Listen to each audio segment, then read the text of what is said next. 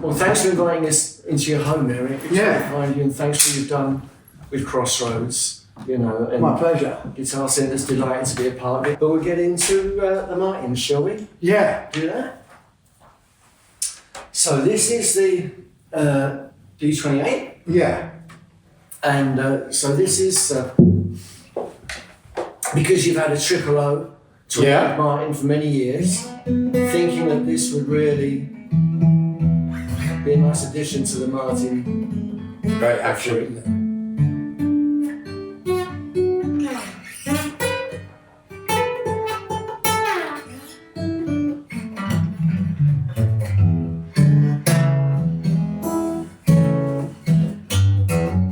Wow.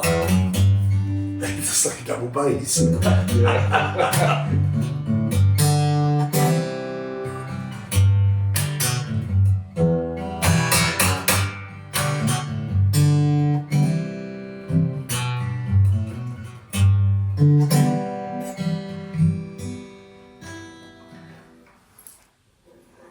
Lovely colour. Lovely colour wood. What this is what you said the rosewood. This one's Indian rosewood. Indian rosewood. Yeah. That's great. You asked for it not to have any Crossroads insignia on it. I think it's better. Yeah, just keep it clean. Well, all you've got is a signature. Then that's it. That's perfect. That's it. It's supple, isn't it? Yeah. I didn't even notice that until I went looking for it.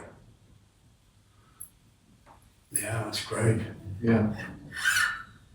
That's great. Approved? Absolutely, yeah. Okay, great. Love to hear that. Good one. D45, let's give that to you. What adds the? Right, so on the increases D45, you've got cost? the fancy inlays, you know, you've got the wood? the hexagon on the inlays, but the real thing with this one is that this is Madagascar So rosewood. that's That's what this is. Costing. And that actually is increases the cost actually by about 60% over a regular D45. Wow. Because Madagascar rosewood is really quite exotic by today's standards. You know, Is that what is that about? Is it rarity or? yes, it is rare. What are the properties of it then? Well, it's preferred as a tone wood, really, because you go sort of Indian, if you will, and Yeah. then Madagascar, and then Brazilian. And it's for sound as well as Yeah. Like it's considered an even finer, more resonant tone wood. Yeah.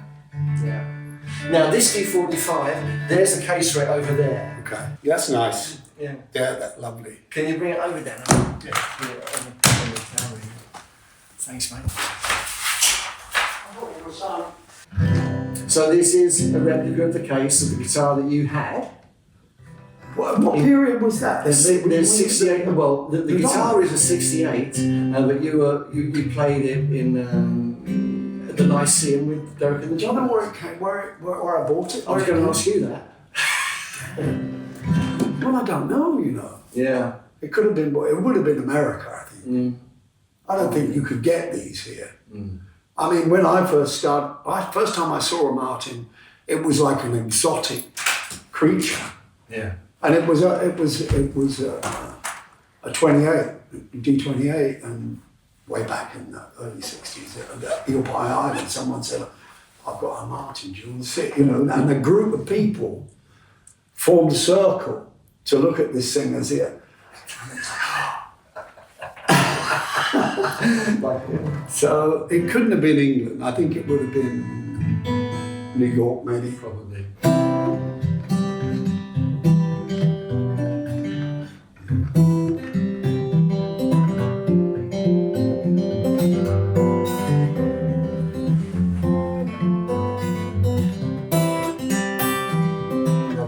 Lovely time.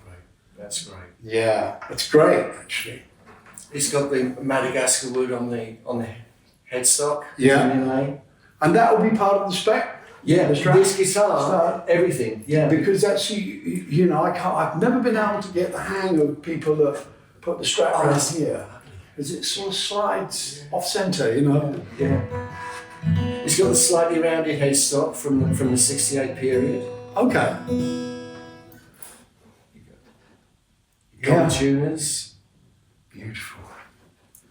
Beautiful. Nice neck, great action. Yeah, that's all right with me. That's all right with you, is it? Yes, it's fantastic.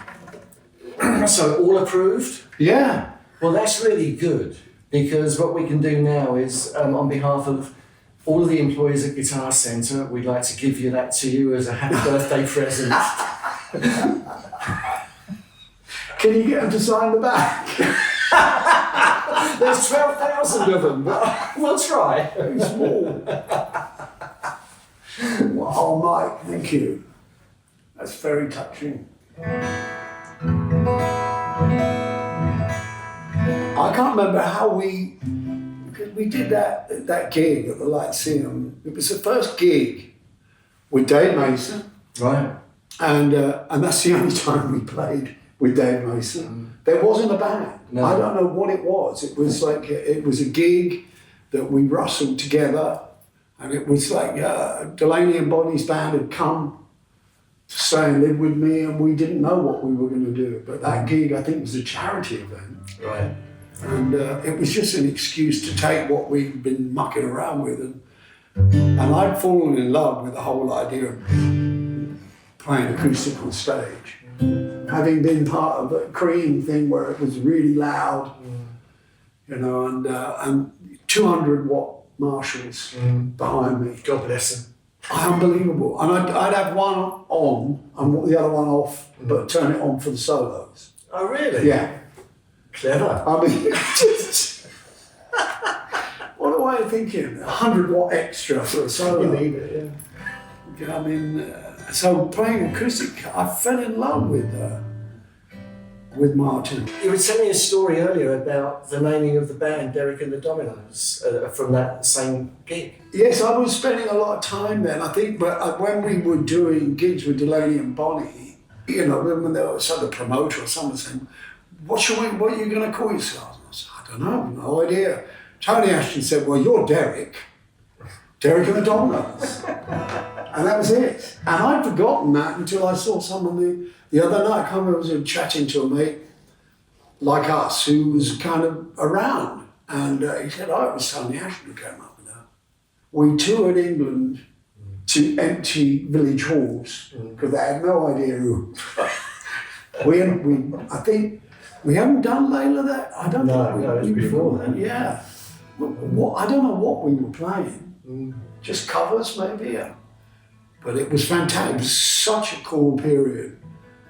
And I think when we did put Layla out, we could still go and play gigs and there'd be nobody there. The album didn't sell because I wouldn't let no lettering on the front of the album allowed. Yeah. It was all like, how to sabotage your own career. That's right. But we got by.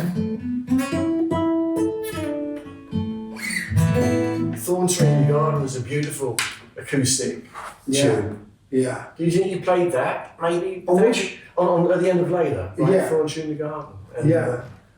that was one of your earlier acoustic renditions. Well, that was Bobby playing that, I think. Right. You know, I love him dearly. An incredible singer, opera singer, chops. You know, he could really sing out.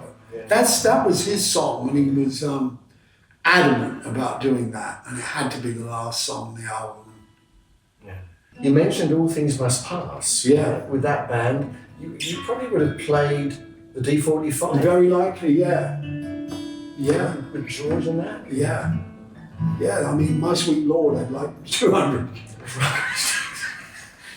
A room full of acoustic players. I mean, Badfinger, all of us, and I don't know how many people were. A lot of players on those sessions that just came in for the day. So every day would be different. And Spector liked, he liked to keep filling up the room, and it was a big room. Yeah. And so, some of those songs on there were big production things. And the first 00028 I ever saw was Big Bill Broonzy when he was playing, and it was just a black and white. He was tremendous. Stuff, yeah. His thumb was unbelievable. It was just. Why Did You Leave Heaven, right? Why Did You Leave Heaven? Yeah. Yeah, beautiful. And it sounded like he tuned it down because he could bend, or maybe he's very strong, but it sounded slack. You know, the guitar, the register sounded low too.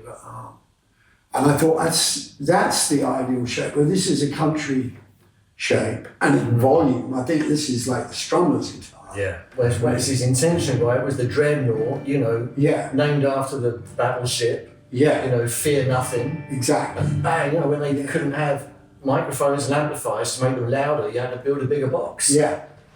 Yeah. Yeah. Sure, a speaker with strings on it. Exactly. Ideal. Yeah. Well, if you approve of that, then that's a great thing. Well, well, it's mine now. It's yours now, that's it. And you're welcome to it, mate. I wouldn't touch a thing. Well, I mean, that's it's great just to know. perfect action too. Is this how it will go out? I mean that's the setup. I mean, you must have your specs right with mine because you've been doing those guitars for many years. I like them to buzz. You see, Really? yeah, because I like low action, Yeah. and I like that slight sitar thing because you can control it. You can. Yeah, You're a genius. You can't. but you can. I mean, and you'll know, and I'll know what frets will do it, and which one, you know, on what string, the fourth string on there, you know. So I like to think that's kind of like Part of its colour. part of my thing. Yeah. You know, I choose to play that way, and then maybe I'll be recognised. You know. Well, we'll double check. Maybe Dan could measure the actual action right now. Today. You haven't done anything to this, have you? No, just and then we'll make sure they go out with stock. It's great. It's perfect. Good. It shouldn't be hard to play. I mean, nothing worse than seeing a guitar in a shop and going in and think, oh, come, and you pick it up and the action's It's way too light. half an inch too. Yeah. Miserable. Then you don't know, because I've never really known what you do. What, your truss rod, or is it the saddle? Where do you go? Yeah. It's a really risky thing if you don't know what you're doing. Yeah. Break your neck with a truss rod. Yeah. Yeah. Well, I'm glad you're happy. I'm very happy. Great. Thank you very Great much. music with that. And thank you, everyone, Well, for letting me thank do you. this.